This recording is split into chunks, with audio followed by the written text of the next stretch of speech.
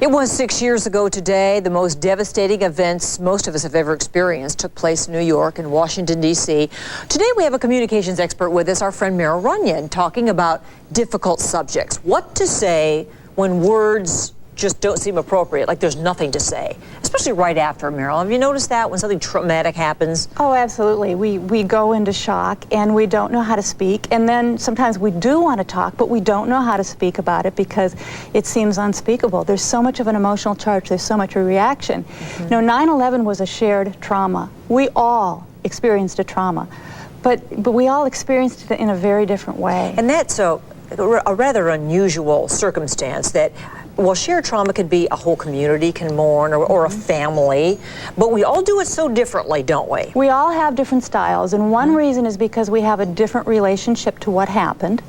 I wasn't in New York. I actually didn't lose anyone, but it was still traumatic for me. We all had a different kind of relationship to it. And the other thing is that we have very different coping styles, so we react differently when something traumatic happens. Coping styles, that's what we want to look at now. Let's kind of go through a few of these that you have identified. The talkers. First, we start off with the people who just don't have any problem, just yapping on and on about things. Well, Paula, it isn't even just that they don't have any problem. They need to. Okay. You know, they want to talk about it, go over it. They'll tell the same story over and over again.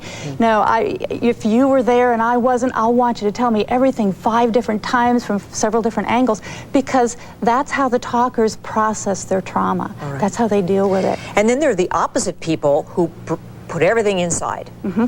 Well, there are also people who go into it deeply, but they do it internally. So there's a lot going on. Those wheels are turning. All right. So they are processing. They are processing. They are, but they're doing it all by themselves. See, that's what sometimes you don't realize about some people. You think because they're not talking about it, they're somehow avoiding it. Well, like they're cold and they're shut down, and as you say, like they are avoiding it because it's not their style to go into it externally. All right. In fact, well, our next one is about people who try to absorb all they can about it, learn all they can about it. Well, become experts in the subjects. You know, these are the people, maybe they'll lose a child to leukemia, and then they'll open a leukemia foundation. Yes, that kind they're of the thing. Cancer experts then. Right, right. They have to understand, because what they're really trying to do is to make sense of it. Okay. And those who ignore it? Well, those who ignore it don't understand those who want to make sense of it at all, because they think that they're just trying to pick a scab off a wound. Those who ignore it just want to pretend it didn't happen, just make it go away. It's as if they don't pay attention to it, it didn't happen. Well, you also have a list here of why people avoid. Right. And I was interested in the number of different reasons for this too. Well, a lot of people want to avoid talking about something because it brings the experience back. It's like they're reliving the experience, like it's happening all over again.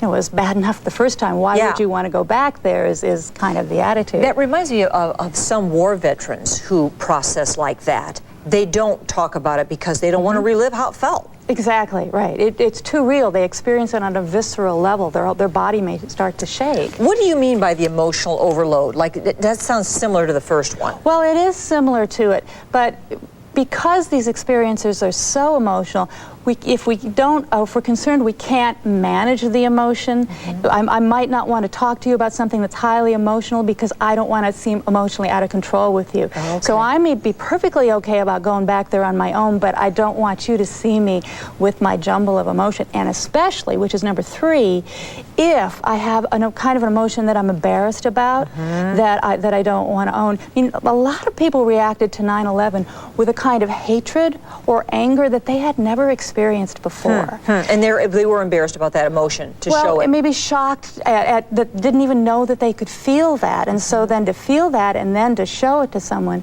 it makes it even more real and concrete, and so they'd want to stay away from Meryl, that. do you have more on this on your SpeakStrong.com I do. website? Tell me more about that website. Well, if you go to SpeakStrong.com, you can go to my blog, and what I'm asking people to do is to post how 9/11 changed things for them. Okay, that's because good. You know, people are telling us 9/11 changed everything, but it changed everything differently for everyone, and we need to talk because that's how we heal.